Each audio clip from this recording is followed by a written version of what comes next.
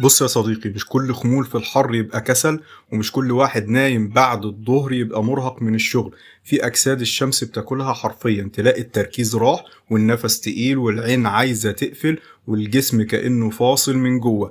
ده مش وهم ولا دلع، الحر الشديد بيعمل دراما كاملة جوه الجسم.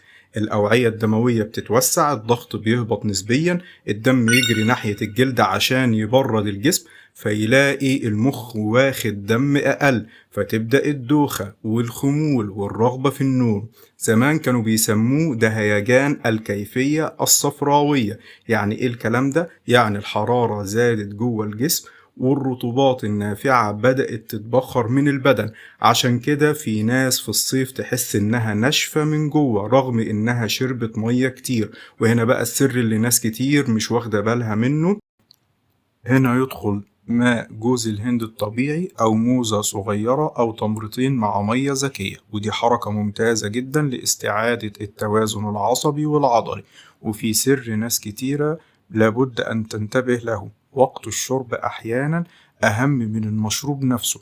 اللي يشرب بسرعة مرة واحدة يعرق أكتر ويطلع المية أسرع، لكن اللي يشرب على رشفات ودفعات صغيرة بيرطب الخلايا بذكاء. وبصراحة في حاجة عبقرية مهمة، ألا وهي المش المهروس. دي مش مجرد أكلة، ده طبق صيفي ذكي جدا، يتنقع معاه شوية ملح بسيطة وزيت زيتون وليمون ونعناع وطماطم، يعوض أملاح كتير ويخفف الإجهاد الحراري ويدي شبع هادي. لكن مهم جدا لو حد عنده ضغط أو كلى، احسب الملح بعقل. وفي ناس يناسبها أكتر زبادي بلدي خفيف مع خيار ونعناع، أو طحينة مخففة بليمون وماء معتدل، خصوصا لو المعدة حساسة جدا. فاللي يفهم إن الجسم في الحر مش محتاج عنف، محتاج تدبير ومحتاج مية صح وأكل صح ونفس هادي وظل وحكمة. افتكر دايما إن الحر مش عدوك، لكن العشوائية عدوك. اكتب لي رأيك في الكومنتات، أسعد بكم دائما. وهنا نبدأ الحل الصح. أول قاعدة: المية لوحدها مش دايما كفاية، لأنك وانت بتعرق مش بتفقد ماء بس، انت بتفقد صوديوم وبتفقد بوتاسيوم ومغنيسيوم وأملاح دقيقة الجسم محتاجها عشان يحتفظ بالمية أصلا.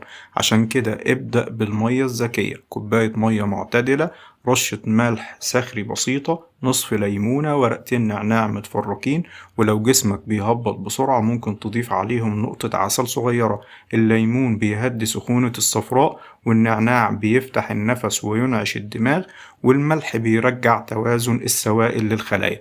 طيب لو الشخص صفراوي جدا، يعني الشخص وشه محمر، سخن من جوه، عصبي وضغطه عالي شوية، هنا الكركديه مع التمر الهندي أنسب حاجة ليه. طيب لو الضغط منخفض أصلا أو الشخص بيهبط بسرعة، ما يبالغش فيه، لأن المشكلة هنا مش بس سخونة، المشكلة هنا ممكن تكون فقد سوائل وأملاح كمان. ولو الشخص عنده حرارة زائد عرق كتير زائد هبوط، فهنا حركة ذكية: شريحة خيار أو مية منقوع فيها بذور الشيا، عشان المية تعمل تثبيت أكتر داخل الخلايا. أما الشخص البلغمي الثقيل اللي هو بيحس بنوم وخمول بعد الأكل، فالماء البارد جدا هنا غلط عليه. الأفضل مية فترة نسبيا، ممكن نقطة جنزبيل بسيطة من مستخلص علشان خاطر الهضم ما يطفش أكتر.